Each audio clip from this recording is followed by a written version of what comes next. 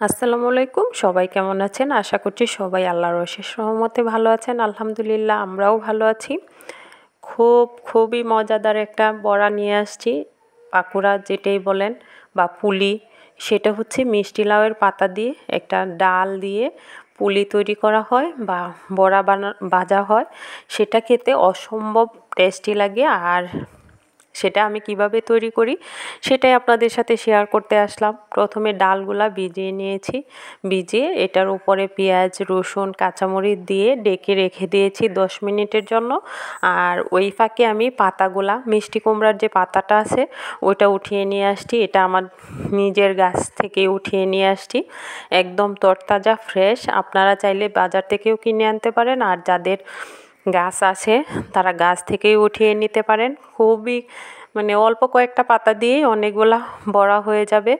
ভাজতে মানে ভাজতেই শেষ হয়ে যায়, এরকম মজার একটা পাকোড়া তৈরি করা যায়। আমি একদম কচি পাতাগুলা নিয়ে নিচ্ছি, খুব কচিও না আবার খুব শক্তও না, সেই রকম না, মিডিয়াম লেভেলের যে পাতাগুলো আছে সেইগুলা উঠিয়ে নিচ্ছি, একদম ফ্রেশ যে পাতাগুলা।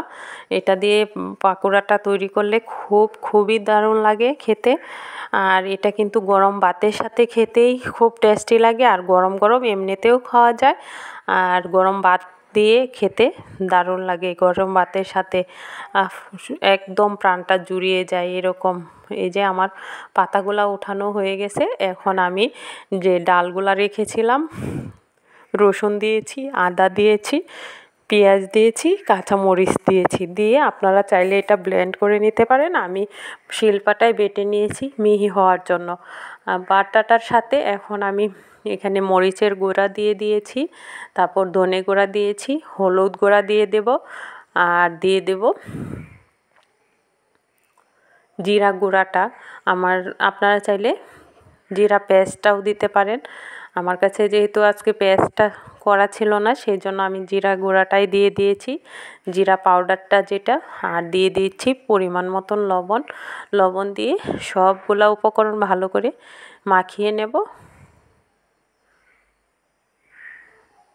আর এখানে একটু আরও একটু সফট হওয়ার জন্য বা আর বড়াগুলা মচমচে হওয়ার জন্য একটু এখানে চালের গুঁড়ি দিয়ে দিয়েছি। আপনারা চাইলে আটা, ময়দা এগুলাও ব্যবহার করতে পারেন, কিন্তু চালের গুঁড়িটা দিলে বড়াটা মচমচে হয়, সেই জন্য এই যে এক সাইডে রেখে দিয়েছি মিক্সড করে। আর এখন পাতাগুলায় কিভাবে এই যে ডোটা তৈরি করেছি বা খামিরটা তৈরি করেছি কিভাবে দিতে হয় সেটাই দিয়ে দিচ্ছি। পাতাগুলা মুড়িয়ে নেব, এই যে মুড়িয়ে নিচ্ছি আস্তে আস্তে, সফট হাতে আলতো করে মুড়িয়ে নিতে হবে। এটা কিন্তু অন্য যে আমরা বড়া বা পাকোড়াটা তৈরি করি এটার চেয়ে একটু ভিন্ন রকমের। সবটা পাতায় এভাবে আমি সুন্দর করে মুড়িয়ে নেব, একদম সবটা, উপরে নিচে ভিতরে সবটাই। পরতে কিন্তু এই ডালের যে উপকরণটা আছে এটা ভালো করে মিশিয়ে নিলেই হয়ে যাবে। এই যে মিশিয়ে নিচ্ছি, এটা একটু একটু করতে আস্তে আস্তে করতে হয়, একটু সময় লাগে, এই যা আর কি। কিন্তু খেতে এত মজার, এত অসম্ভব রকমের মজার হয়।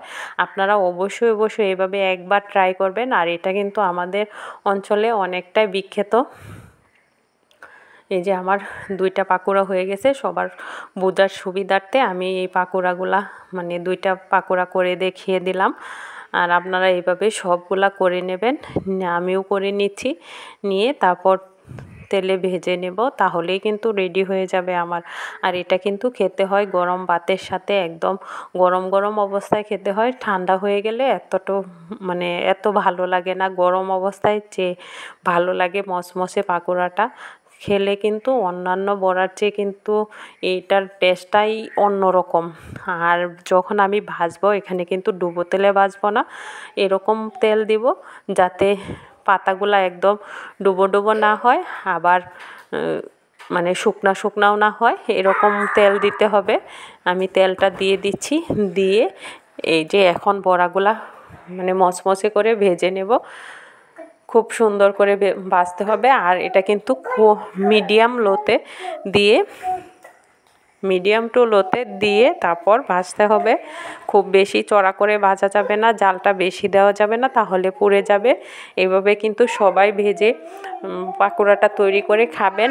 আর অবশ্যই কমেন্ট করে জানাবেন কেমন টেস্ট হয়। আর এখনও যারা আমার চ্যানেলটা সাবস্ক্রাইব করেন নাই, প্লিজ সাবস্ক্রাইব করে পাশে থাকবেন, লাইক কমেন্ট করবেন। আর যারা আমার পেজে দেখবেন, পেজটা অবশ্যই ফলো করে দেবেন। ভালো লাগলে প্রিয়জনদের সাথে শেয়ার করবেন। আর একটি কথা, খাবার কখনোই নষ্ট করবেন না। খাবার নষ্ট করা মোটেই ভালো না। আর এই যে দেখেন আমার পাকোড়াগুলো একদম তৈরি হয়ে গেছে। আপনারা কিন্তু অবশ্যই এভাবে তৈরি করে গরম ভাতের সাথে খাবেন। সুস্থ থাকবেন, ভালো থাকবেন, আর আমাকে একটু সাপোর্ট করে আপনারা আমার পাশে থাকবেন। আল্লাহ হাফেজ।